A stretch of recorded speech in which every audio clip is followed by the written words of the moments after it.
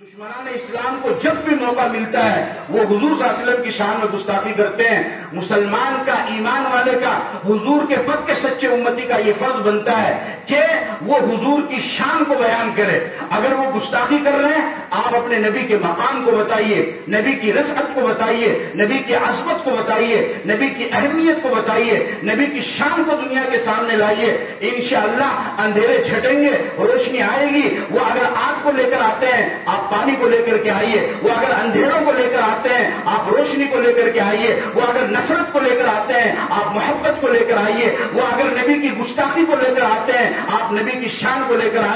آئیے۔ انشاءاللہ مشکل نہیں ہے۔ هو الذي ارسل رسوله بالهدى ودين الحق ليظهره على الدين كله ولو كره المشركون۔ دشمن چاہے جتنی بھی کوشش کر لے اللہ کا دین غالب ہو کر رہے گا، نبی کی شان غالب ہو کر رہے گی، نبی کی عظمت غالب ہو کر کے رہے گی۔ اس لیے ایک مسلمان ہونے کی حیثیت سے ہم سب کا یہ فرض بنتا ہے کہ ہم نبی کی تعلیم کو سیکھیں، نبی کے نام کو جانیں، نبی کی تاریخ کو پڑھیں، آپ کے بچپن کو سیکھیں، آپ کی جوانی کو پڑھیں، آپ کے بڑھاپے کو پڑھیں، آپ کے بلند اخلاق کو پڑھیں اور ان اخلاق کو لوگوں کے سامنے پیش کریں۔ اور جب اس طریقے کے واقعات آئیں تو زیادہ سے زیادہ پیغمبر کی سیرت کو ہم بیان کریں، یہ ہمارا فرض بنتا ہے۔ اور اسی کے پیش نظر جمعیت علماء ہند نے ایک بہترین فیصلہ لیا، ایک مثالی فیصلہ لیا جس فیصلے کی مثال نہیں دی جا سکتی ہے کہ ربیع الاول کے مہینے میں پورے ملک میں جمعیت علماء ہند نے یہ فیصلہ لیا کہ ہم شان نبی کے پروگرام کو منعقد کروائیں گے۔ اور اسی نسبت سے آج منڈریلا کے اندر یہاں پر یہ پروگرام بھی منعقد ہوا ہے۔ اس لیے آج کے اس پروگرام سے آپ جتنے حضرات بھی یہاں پر آئے ہوئے ہیں آپ سب یہ عہد لے کر جائیں، یہ وعدہ کر کے جائیں کہ اگر وہ گستاخی کرتے ہیں تو ہم نبی کی شان کو بیان کریں گے۔ چائے کی دکانوں میں نبی کی شان بیان ہوگی، ہوٹلوں میں نبی کی شان بیان ہوگی، بازاروں میں نبی کی شان بیان ہوگی، میدانوں میں نبی کی شان بیان ہوگی، دن میں نبی کی شان بیان ہوگی، رات میں نبی کی شان بیان ہوگی، مسجدوں میں نبی کی شان بیان ہوگی اور عام چوراہوں پر نبی کی شان بیان ہوگی، رشتہ داروں میں نبی کی شان بیان ہوگی، مردوں میں نبی کی شان بیان ہوگی، عورتوں میں نبی کی شان بیان ہوگی، خوشی کے ماحول میں نبی کی شان بیان ہوگی، غم کے ماحول میں نبی کی شان بیان ہوگی۔ اٹھتے بیٹھتے سوتے جاگتے زندگی کے ہر گوشے اور ہر لمحے میں نبی کی شان کو بیان کرتے رہیں گے۔ اور اسی وجہ سے اللہ رب العزت نے اپنے نبی کا نام بھی محمد رکھا ہے۔ محمد ایسا پیارا نام ہے کہ اس نام کی مثال ہی نہیں بیان کی جا سکتی ہے۔ ایسا پیارا نام اللہ نے رکھا ہے محمد کہ جب تک انسان اپنے دونوں ہونٹ کو نہ ملا لے اس وقت تک یہ محمد ادا بھی نہیں ہو سکتا۔ آپ سب بولیے ایک مرتبہ محمد، پیار سے بولیے محمد۔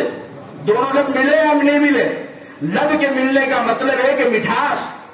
اللہ نے ایسا نام رکھا کیونکہ جب صحابہ ہیں تو نبی کی شان میں کوئی گستاخی کرے گا تو صحابہ جواب دیں گے، تابعین کے زمانے میں کوئی گستاخی کرے گا تابعین جواب دیں گے، اکابرین اور علماء کے زمانے میں کوئی گستاخی کرے گا تو اکابرین اور علماء جواب دیں گے۔ لیکن ایک وقت وہ بھی آئے گا کہ جس وقت کوئی اہل ایمان دنیا پہ باقی نہیں رہے گا، لا یبقى علی الارض احد الا اللہ، یعنی اللہ اللہ کہنے والا کوئی باقی نہیں رہے گا، قیامت قائم ہو جائے گی۔ تو پھر سوال یہ پیدا ہوتا ہے کہ صحابہ جواب دیں گے، تابعین جواب دیں گے، اکابرین جواب دیں گے، لیکن جب اس کائنات کے اندر کوئی ایمان والا باقی نہیں رہے گا، سب غیر ایمان والے رہیں گے، انہی کے اوپر قیامت آئے گی۔ اگر اس وقت کوئی غیر ایمان والا، کوئی دشمن رسول، کوئی دشمن اسلام وہ کھڑا ہو جائے گا اور وہ کھڑا ہو کر کے میرے نبی کی شان میں گستاخی کرے گا تو سوال یہ پیدا ہوتا ہے کہ اس وقت کون جواب دے گا؟ اس لیے کہ ایمان والے ہیں نہیں، مسلمان ہیں نہیں، محمد رسول اللہ کو ماننے والے ہیں نہیں۔ تو اللہ نے فرمایا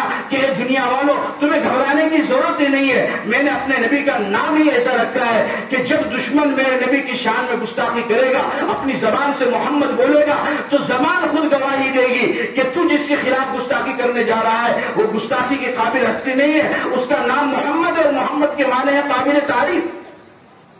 محمد کے معنی ہے قابل تعریف۔ جب کوئی گستاخ لکھے گا نبی کے خلاف تو پہلے وہ محمد لکھے گا، اس کے بعد میں گستاخی لکھے گا۔ تو اللہ نے فرمایا کہ میں نے نام ہی محمد رکھا ہے، لفظ محمد خود اس بات کی تردید کر دے گا کہ یہ شان میں یہ گستاخی کے قابل ہستی ہے ہی نہیں۔ اب چاہے کوئی موجود ہو یا نہ ہو، نبی کی شان میں گستاخی کا جواب دینے والا ہو یا نہ ہو، میں نے اپنے نبی کا نام ہی ایسا رکھا ہے کہ نام خود ہی تا قیامت دفاع کرتا رہے گا۔ اسی وجہ سے جب نبی دنیا کے اندر تشریف لائے تو حروف تہجی کے جتنے الفاظ ہیں اور ان الفاظ سے جو معانی بنتے ہیں ان تمام معانی کو اللہ نے اپنے نبی کے اندر سمو دیا. چنانچہ جب نبی دنیا میں تشریف لائے، الف نے کہا احمد آیا، با نے کہا بشیر آیا، تا نے کہا تنویر آیا، سا نے کہا ثاقب آیا، جیم نے کہا جمیل آیا، ہا نے کہا حاکم آیا، خا نے کہا خاتم المرسلین آیا، دال نے کہا داعی اللہ آیا، زال نے کہا زکی آیا، را نے کہا رحمت للعالمین آیا، زا نے کہا زائر بیت اللہ آیا، سین نے کہا سعید سراج منیر آیا،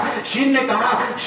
شافی محشر آیا، صاد نے کہا صفی اللہ آیا، زاد نے کہا ضیاء آیا، تا نے کہا طاہر آیا، زا نے کہا ظاہر آیا، فا نے کہا فاتح آیا، قاف نے کہا قاسم آیا، کاف نے کہا کامل آیا، لام نے کہا لئیق آیا، میم نے کہا محمد آیا، نون نے کہا نور آیا، واو نے کہا ولی آیا، ہاں نے کہا ہاشمی آیا، حمزہ نے کہا امین آیا، اخیر میں یا بچی تھی اس نے پکار کر کہا لوگوں دنیا میں یتیموں کا سہارا آ گیا.